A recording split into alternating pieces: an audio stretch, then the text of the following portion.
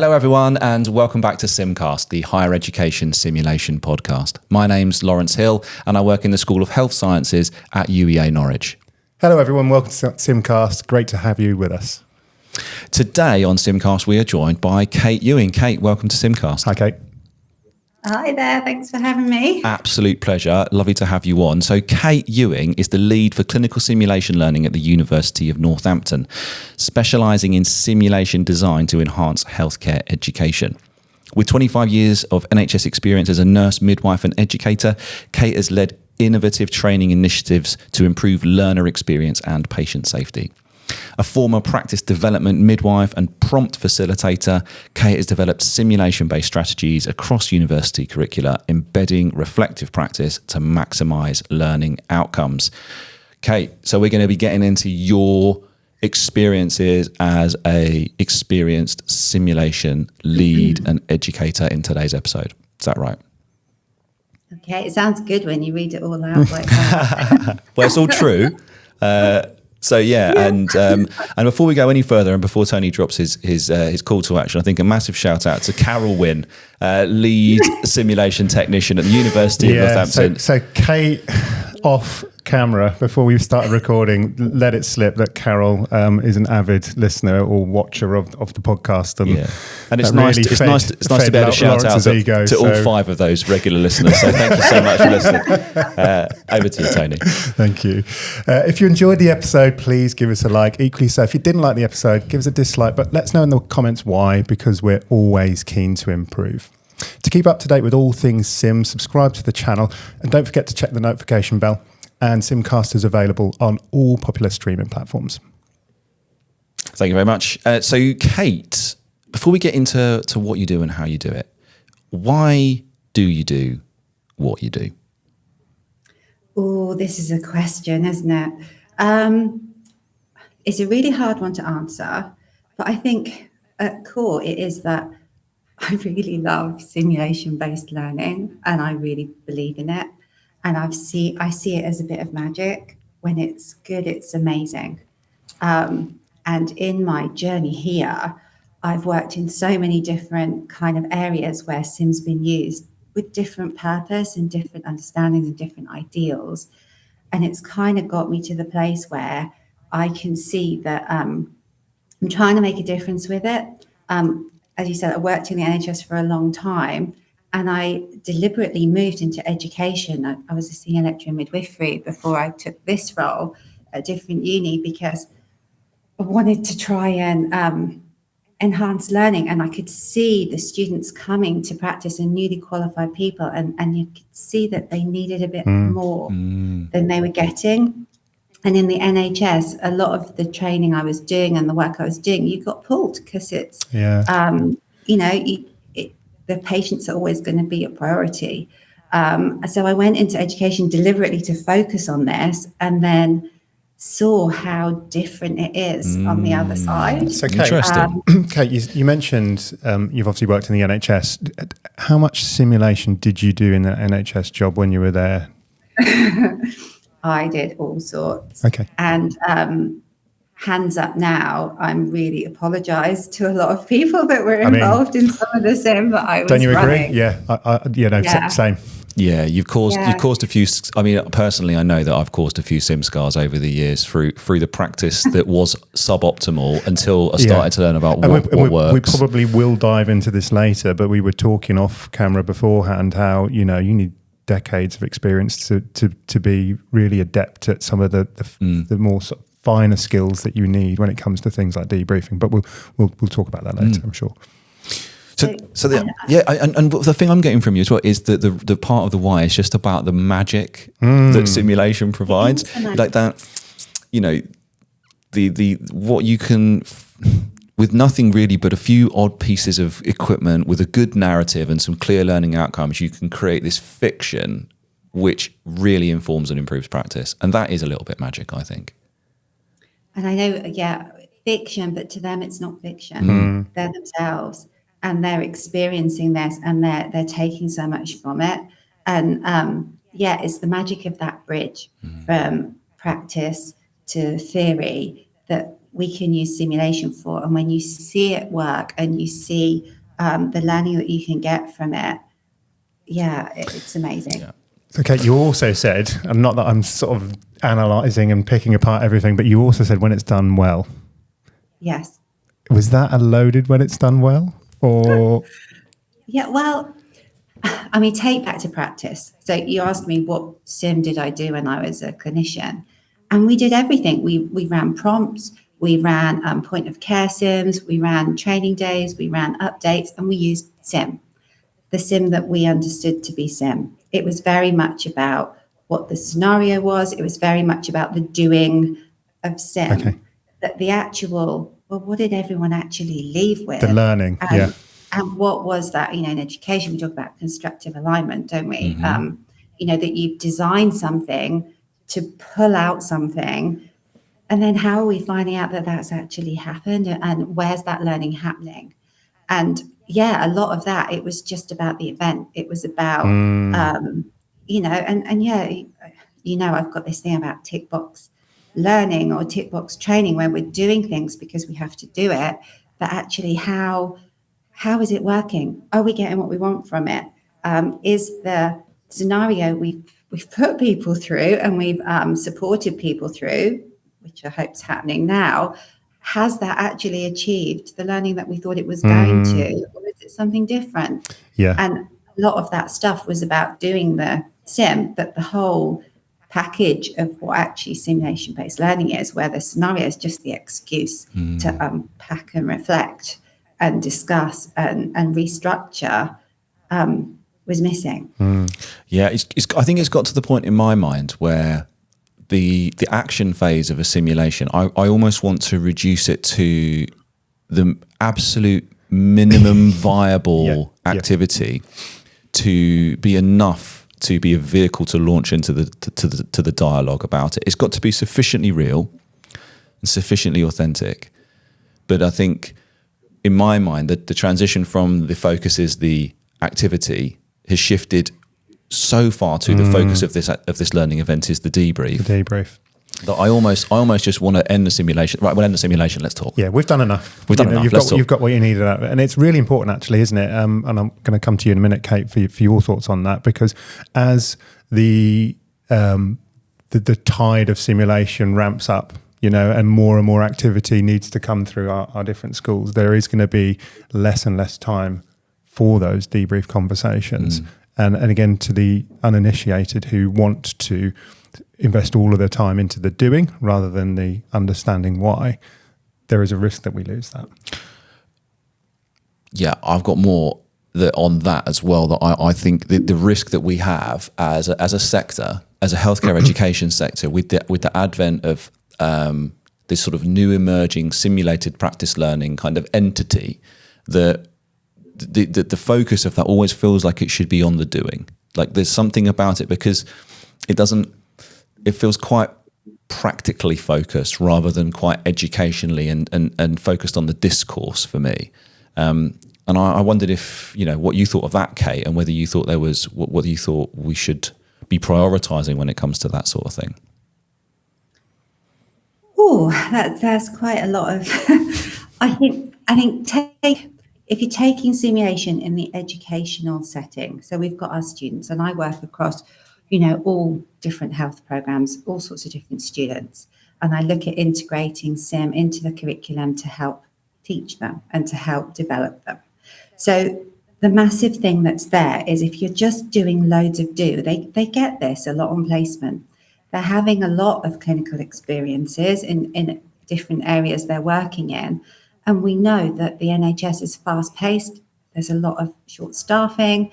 There's a lot of times where they're actually being useful because the time to debrief in practice and the time to discuss things sometimes isn't there for them. So for me, having them come into a university setting, or if SIM's running in the NHS or whatever you're using SIM for, the fact that someone can be themselves in the SIM. So this is the massive head shift that I always find when we're developing SIM. It's no, they're not pretending they're qualified.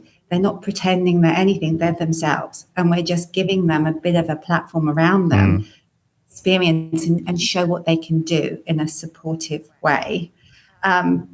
Because we want them to have that opportunity to then unpick, discuss, unpack, link to what they've seen in practice, and to actually align some of these things so that it makes sense to them. Because we know adult learning is a bit different. They've got to hook into what they've seen and what they know. And if we're losing time in debrief, when you evaluate these sessions, and I do a lot of observer participant sim designs because we have a lot of students, and we've found that they're not even doing. They've got active observations with these sims, and you bring them together, and when you evaluate what the learning was, it won't come down to this tiny nitty-gritty of what was in the scenario. You'll see the themes of your debrief and your discussions and your linkings that come through as to what are their takeaways. And that's the magic of it. It's actually being able to use some participants, some observers, to let them reflect with each other and to learn together. It honestly, it's magic when it works. When it works, it's magic. And one of the things that we talked about in the sort of lead up to recording today was about, well, I think one of the things that is essential to make it work is something that you hold particularly dear, and that's this idea of psychological safety, which you hold in really high regard. You talked about the learners coming in and feeling they can authentically be themselves, and that requires a huge degree of psychological safety for them to authentically just be. So how do you go about achieving that? Well, the whole essence of what sim is kind of sits with that. So, it does link into the standards for sim, which everybody talks about, but putting them into practice, you can actually see how some of these things we're doing are actually the way that we're going to achieve this. So looking at from the start of why are we doing this sim in the first place? That there's a lot of unnecessary sim where you go and say, why are you doing this? Oh, because we've always done it, or because it's this, or the tick box thing. So what is the genuine need for sim? And are you transparent about that? And with students or clinicians, if they can see that, then already they're on board with what that learning is. Having a really clear pre-briefing or prep for what you're doing. When I design sim with teams, it's about, are the students able to experience this? Are they in a position to be able to be themselves in this situation? Have they had the necessary understanding for what the situation is, or are we throwing things at them that actually they're not ready for? Have they had the right underpinning? And it's clear, like you clearly implicitly understand all of this and embody it, but you lead a simulation center and a simulation organization across programs. So how do you, what's that? It's not a center. A simulation program then? It's not, what is it? It's a university that has loads of different programs, and I sit kind of as an umbrella that offers consultancy and advice to design. So the point that I guess I want to get to is, what is it that you do? How do you ensure that those great principles get disseminated across all of the simulation that happens? Because you can only facilitate one simulation at a time, and there may be many going on, right? Yeah. So I don't. I try. And it's my aim and my goal that I will influence as much as I can and go through those open doors and support staff as they're developing their sim. Yeah. But how do I do it at the moment? So I offer, faculty training is the massive thing. So, I talked about the pre-briefing. I've talked about how you design your sim. And designing the sim with them is the first step to really acknowledging what exactly are we doing here? What is the student role in this? How are we going to support the student role in this? Just like we would clinically, so that if they need support, we're going to step in. Because I don't know about you guys, but when I was a clinician, we did a lot of car crashing sim where, if they didn't do the right thing, it escalated into whatever it was going to escalate in. And the psychological safety of some of them makes me absolutely but with the students, what are they going to take from that, especially when they've got people watching them? and they've got observer roles looking. And actually, you know, in sim, and I've had a lot of bad experience of sim where you're doing the right thing and things are still happening and it's not responsive. It's not fair, is it? It's and when the sim's not fair, that's when you get pushback. That's when you lose the authenticity. I've been angry. Yeah. And so it's about designing it so the students are supported in the experience, and you've got cues, whether it's from your actors, whether it's from your facilitators who understand the sim they're doing, which has to be part of this, and then getting them through so that you're achieving the learning you wanted in a way where in the debrief, if there has been something you need to align or you need to suggest or restructure, that's when you're going to bring that out with good judgment, and you're going to discuss these points because that's where the learning is. But we don't need to create a awful situation where it's all gone pear-shaped for that learning to happen, because we're going to lose them. Yeah, and the only caveat I think I'd put on that is to say, unless the intended outcome of the simulation is to navigate what a group of practitioners can do after something goes perilously badly wrong. Yeah, so if you've written it, right, exactly. If that's the intended outcome for the sim, so in this simulation, this, I don't know, scenario will deteriorate to the point of disaster. The reality isn't like that, and it goes back to what Kate was saying, isn't it? What is the reason that you're doing this sim? The reality is those simulation activities are often written in terms of, this is the starting point. There is some form of trigger. Something else happens. And if you stick rigidly to it and don't adapt to how your learners perform and behave, it doesn't always, because it'll be like, well, hang on, this doesn't work with the sim that I've written. Well, you need to be adaptive and change to it then, don't you? Yeah. And what if they're doing a great job? You know, we've run some, so I know I'll probably talk to you about this bit, but we run a communication professionalism day for lots of level 4 programs, and the students come together. And in some of those scenarios, there's some really difficult communication, conflict resolution scenarios. And sometimes they are awesome. And it's like, well, if we had the same response, even though they're actually doing a great job in this, that's not, you know, what we're teaching them, actually the good stuff doesn't work. It's like, well, actually it would work. And then in the debrief, we'll go through, do you know what? If you hadn't have done that, this could have happened, but you were amazing at this. So it works both ways. But I unless you are deliberately giving students a situation where you have explained that there is a consequence, and I know paramedics love it. You guys, you will always push it to the point where, but let's see what happens next. Because you love sim, and our paramedic team are amazing. They do some great stuff. So I think it has to come down to, you're going to get psychological safety. Was that what we were talking about? In a roundabout way, definitely. They need to know you've got their back, like you would in practice, and they need to know that that you're authentic and you know what they should be doing, and you're going to support them if they need you, and if you've said you will, you do.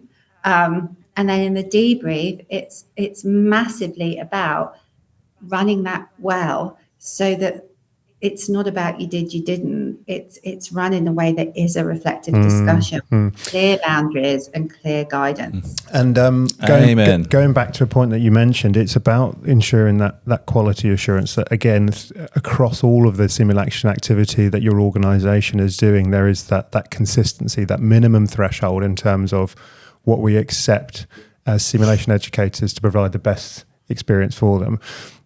When I was listening to you talking about how you have oversight of all of the activity, but you don't necessarily know what's going on, it really resonated with me, because I've been in a similar situation, and Lawrence is now stepping into a role with that in mind as well, where you are the lead for simulation.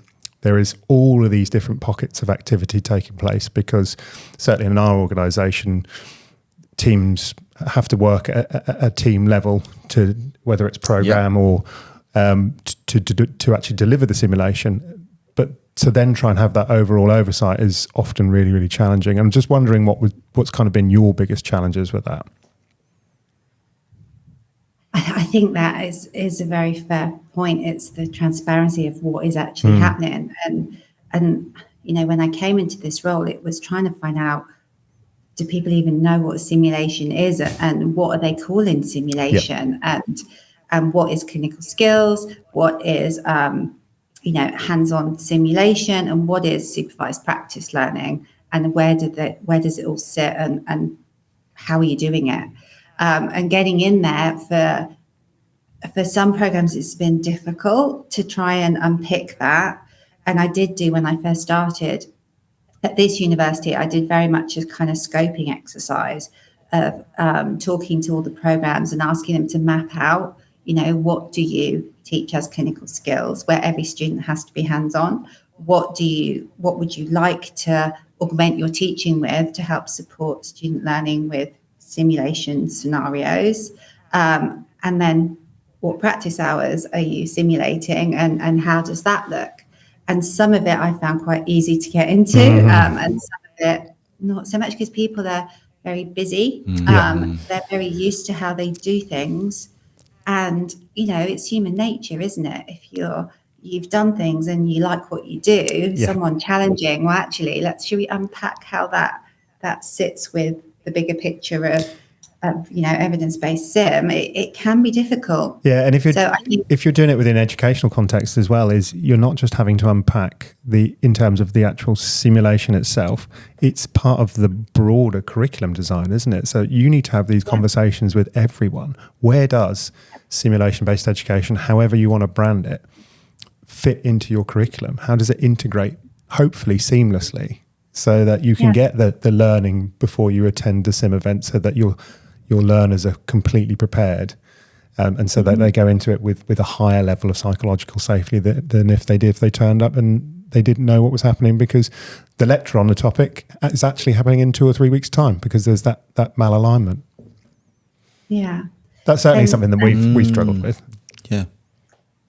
And that the only kind of thing that I can recommend is that I've taken on some projects where I'm trying to kind of lead the gold standard and get people from different programs involved. And when they have really effective sim training, and you start to get followership and support in what you're advocating, and then you show them it in practice, and you're not just saying do it, you're showing them how it's done, and trying to inspire that kind of take on sim. It creates new work, it creates new projects. It's never ending, isn't it? Inspires people to try and put simulation differently into their programs. And it's not every program, but it's a slow burn. It's, there's only me here. And I go to open doors, I do things, I develop projects, I innovate. And then the hard bit, I'll be honest with you, is when you then step back to see what they then do with it. Post training course, but then because I suppose you go back to the level of experience of enthusiastic people that really want to use this magical pedagogy are going back to where you were when you started, when you were like, this is great, let's do more of it. And people kind of have to learn their own way. Like you can coach and you can train, but ultimately people have also got to make some of those same mistakes that we've all made. And I think that's part of the process of becoming an effective educator, is also then having the humility and the insight to reflect and say, actually I can probably do that differently. And I think your point there about role modeling best practice is great, because that's all you can do, right? All you can do is give the example and hope that people follow it. Kate, where does your role sit in the hierarchy within your organisation? How much? Low. Really? How much clout do you have when you want to make a change and you want to do a quality improvement project? That's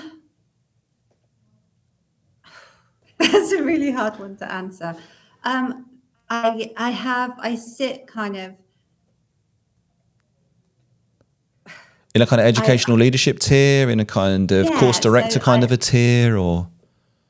Well, I sit kind of within. So my line manager is a head of school. Okay. And so but yeah, I'm working across all the different schools. So kind of where I'm sitting's in a bit of a kind of tricky spot because I don't openly go everywhere. Yeah. But I'm trying to. That's really interesting to hear. And it's a bit of a loaded question because it is. We're in a process where I am no longer the academic lead for Sim, which sat below our school executive level. So that's where I am. My role kind of often used to fly under the radar, which was great in some respects because I could just get on with things without the bureaucracy and red tape sometimes being involved. So it meant I could push things forward. And I'm very much someone who asks for forgiveness rather than permission anyway. So that used to suit me down to the ground. Whereas Lawrence is now taking on a sort of the same role, but in a new guise, but it has an extra level of seniority to it, which means at the decision-making level, it should be more influential. But just interested to see whether we still get the same problems of, whether rightly or wrongly they are, this siloed working, causes problems for the person who's responsible on the oversight. And that umbrella, like Lawrence talked about, which might have a couple of holes in it and been letting some raindrops through. No, I think that sounds great because a lot of my challenges in this is I've got people that want to do the training, but it's getting it to be mandatory. Yeah. And then what does that update look like? And what does the quality assurance look like? And can I get in there? That's been one of my real challenges. Yeah, we've talked about this as well. There's probably, I imagine that you at your organisation, you've got a requirement to have an annual teaching observation of some description so that, the kind of teaching quality's there. And, we've talked a lot about in the programme. But it'll be like a theory session. It'll be, and actually, I think, and then you'll get your mate to do it, who will give you a glowing report. But my view is that actually, all of those kind of lecture-based teaching sessions are really low risk, psychologically speaking. Whereas, and there's no requirement at the moment for us to have the simulation practice kind of observed and separately kind of evaluated and quality assured. And I think we should probably move towards that. But I also think on a wider point that the whole sector is currently trying to work out exactly where simulation sits within healthcare education, because it's not a new phenomenon, but it's also not an old one. And so I think what you described there about this kind of role that covers a range of all of the different professions, but it has this kind of, I don't know, not very long established kind of strategy for how it informs upwards and certainly downwards. When you compare it to other university structures, because that's the point, is that because simulation is relatively new in that kind of portfolio of educational methods, it's not quite part of the establishment in the same way as other things are. Yeah, I think there's levels to it. So there's interest in the spaces and what the spaces look like. And that the students like to see, the equipment and the spaces, and they want lots of it. But it's looking at the actual background to, well, how do you achieve it in a way that is really meaningful and will give that great student experience and learning? And what does that faculty development look like? And how do we get it there? Yes, absolutely. Because simulation is so much more than just all of the spectacular equipment that superficially it appears to be. And I think that's the challenge, is getting that message ingrained at all tiers of an organisation. Can be some of the challenge, because it looks great, doesn't it? You come in, look at this technology, it's fantastic. Yeah. But simulation as spectacle's not helpful. So Kate, I'm going to ask you a question now. No, it's fine. No, it's fine. It's not. Let's say that you need to have a conversation with someone within the university who is completely new to simulation.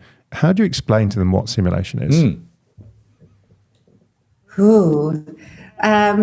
Well, I run training for this. I run toolkits for this. But I would have a chat with them about what's their current understanding of sim, because you've got to see where they're starting from. And if they've come from practice, then they'll probably have some good things to tell you. And from that, it will be looking at, I tend to use the sim steps discussion to kind of break it down in quite a basic thing. And it will depend what background they've come from, but it will be looking at, the pre-learning requirement that is the first step into, is it a clinical thing? Is it a hands-on thing we're looking at? And why would you want to simulate that? And it can be very basic. And then the next bit, well, can we do a really simple style scenario where we get a more authentic skill? So, and I tend to use cannulation as the one that I talk through if it's a single person. So, the theory of cannulation, the hands-on, everybody has to do that. Well, let's look at the wider picture of cannulation. So now we might want to look at consent and communication and patient positioning and all of those things, documentation. So now we could have a little mini sim where somebody's got a pad on and cannulate, and we're at the point where we might not have to have everybody doing it to then be able to discuss. This is the challenge for the people in your positions now, isn't it? To articulate this message loud and wide to the people who need to hear it in these influential positions, who may not understand what simulation is, may have heard of it, and in the worst case scenario have heard of it and thinks it's some kind of magical panacea that's going to cure everything. I mean, and that's the thing. Ironically, we're saying, yes, it is magical, but not magical in the way that you think it is. It won't do amazing stuff. Yeah. And the fourth bit would be, and then what could be a more immersive scenario where cannulation might be part of it, but now you've got lots of these different flow routes that are all coming together. Yeah, and cannulation is no longer the focus. It's just a component. It's not the focus. I love that. But you're coming back to that, because how do we continue to align these skills throughout this training rather than having a one-stop shop where, we've ticked that one off, we're not going to touch it again. And so what you basically say is simulation is all of that. It's all of that. It's from the theory to the basic skills to the drills to the in situ complex multi-patient simulation involving cannulas. And I also go into the fact that it might not be the scenario you're thinking. I do a lot of work with tabletop scenarios or some escape room stuff or whatever the students are themselves in, to have an experience to then unpack, debrief, discuss, reflect, bridge into what you want them to. It's a simulated experience that is driving development. That's what I'm interested in. Can I take us back a fraction? Because you mentioned that one of the things that you did when you came into post was undertake a kind of a needs assessment, and that also out of that needs assessment came the development of a simulation toolkit. Can you tell us a bit more about that, please? I'd love to hear more about that. Well, there's two kind of separate things. So that work looked at mapping similarities between programs, finding overlap, and looking for some of these projects that could start to role model what kind of a gold standard sim approach might be. So from that, there's a clinical skills project that looked at common clinical skills amongst different programs.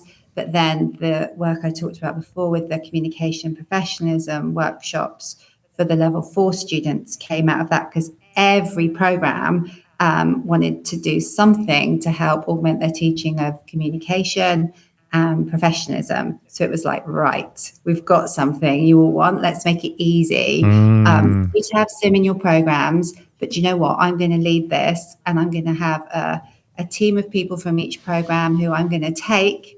We're going to train you up, and we're going to inspire you to want to do some amazing sim and get you authoring scenarios, get you running scenarios, debrief, train. Yeah, we did the lot. So the sim toolkit stuff that you're talking about is a training package that I've kind of developed, and it's evolved as it's gone, with things that have worked and things that haven't. And that's kind of the staff training resources that I've been using to try and get followership into the sim journey in a way that is going to make change. Great. Which I now offer externally. And we'll put a link to that, shall we, in the description. Yeah. But we were literally talking about a needs assessment yesterday. Like so many similar things. We're all doing the same activity, but there is no joined up thinking. How can we work smarter, not harder? And whilst also ensuring there is consistency throughout. Yeah. Honestly, this if anyone's interested, I'm more than happy to talk to them about this project because it worked. We ran it last year. So it was cut at that point 4 different programs. So it was occupational therapy, midwifery, physiotherapy and podiatry students, brand new lovely baby students who are entering health professions. And so it was run in the October, November. And we had mixed groups of students, and we had a morning session that was all about the supportive information and activities that were kind of fun to get them thinking about conflict resolution, communication strategies, what is professionalism, civility, and what that looks like, and empathy, sympathy, those kinds of themes. We put them into teams, and we did lots of team building stuff.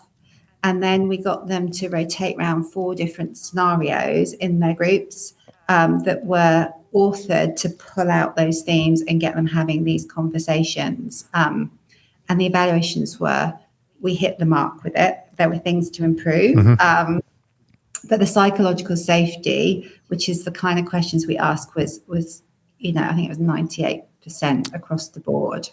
They really enjoyed it, and their takeaways were on point to what the learning outcomes were. So it was a win. And here we're running it, and it's grown. So we've now got more programs, more students, because they want it. And we're mixing a bigger range of students together. And that interprofessional aspect too is going to be really interesting this year. But the role modeling of how to do this then inspired people from those programs to take it into their programs and look at, well, what else could we be doing with this? We like it. Great. And the students like it. So then the students start asking for it because they want more of it. And if we get them early, hopefully they'll get good experiences. When you introduce something new like this, does it just get added to the existing portfolio of work and learning, or does it replace and develop things? Because again, there's that risk, isn't there? When you, and we've seen this again, we see how simulation starts to spread through different programs as they see the benefit of it, and programs who haven't traditionally done it get a taste of it, and then they look at different ways in which they can do it, particularly simulation which doesn't involve the conventional NHS kind of patient mannequin simulation approach. And it sounds like you're doing some very innovative ways where you're not using things like that, tabletop exercises, so on and so forth. But there's that risk, isn't there, that just then kind of bloats whatever program you're doing to the state where it's then sort of bursting at the seams. So yeah, does it replace it? Does it enhance it? How does it work? So for this project, it came because at the university here, they had a workflow called Curriculum 24 last year, where they were looking at how to do shared platforms for programs to share resources. So looking at the module content of those level 4 programs and where communication professionalism was sitting, we were able to map in and actually use it as part of the curriculum content, teaching content, to make it easy and accessible for the academics to use simulation to augment what they were doing. But that was why it was so important to have that pre-session as part of the day, because it didn't quite align with, everyone hadn't had the same thing. Everyone's coming from very different backgrounds. So yeah, for that psychological safety element, it was very much about aligning everybody, making everyone feel comfortable and safe in what they were then going to be doing, which worked. So, and then the other side of it was training the faculty of this and getting the time with them and the agreement for workload that they could then have the training and develop the materials with me and run it, because it's a lot of work to run these days. It was worth it. Sounds great. And I think, to be honest, we could definitely dig into more and more of that. And I think so interested to hear about how you're using simulation so early on in programs to do stuff that's those early professionalization tasks, rather than focusing on the clinical, focusing on the shared, the kind of shared qualities of those professionals. Yeah. We're that only context. just getting started, aren't we? But we are probably running to time. So, Kate, can you just finish off by giving us an insight into what you've got coming up? What kind of your next projects? And I think we need to have you back on in the future to hear about the distance travel, because you said to us before we started, things have changed so much since we had our initial meeting in terms of the work that you've been doing. So, but what's next? And we'll have to have you back to hear about it. Okay, what's next? So I'm doing tomorrow. No, not tomorrow. Friday, I've got interprofessional day with midwifery and paramedics, third years. Lovely. So I'm supporting them to run a community obstetric emergency day. It's going to be fun. Excellent. And it's so different from prompt. I will point that out when I think about some of the things we did in prompt. No assessment. This is a really supportive way for them to move to qualification and pick up some of those things. So that is coming up. I've got these communication professionalism workshops that are launching in October. Come watch, come see. I've got some brilliant work with the education team, and I'm doing some really interesting sim work with neurodiversity and looking at training and support for that. I'm doing a lot of work on a project that is midwifery focused, that's looking at perineal repair and the use of clinical skills and the development of those kinds of aspects and how we do it, because that was my specialism and a bit of a passion project. And I've got a massive workflow at the moment where I'm looking at student authoring of SIM. Okay. And how to integrate that. I've just run a project with that had amazing results with student confidence and their experience and their thoughts about SIM, having been involved and supported to do that. So I'm looking at how to integrate that into other programs, which is a big workflow. I could keep going. Wow. Yeah. We're definitely okay. So that's another episode, right? Well, definitely, Kate. We'll definitely have to get you back on to talk about some more of that, because I'm sure there will be many people listening for whom that sounds like it resonates strongly. Thank you for sharing your insights and the challenges that you faced, but also the way that you've overcome them. It's been really great to hear and really super to have you on. So, Kate, thank you so much for your time today. Kate, thank you so much. You are so welcome. It's great to see you.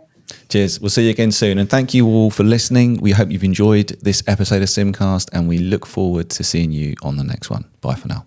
Thanks, everybody. Bye-bye.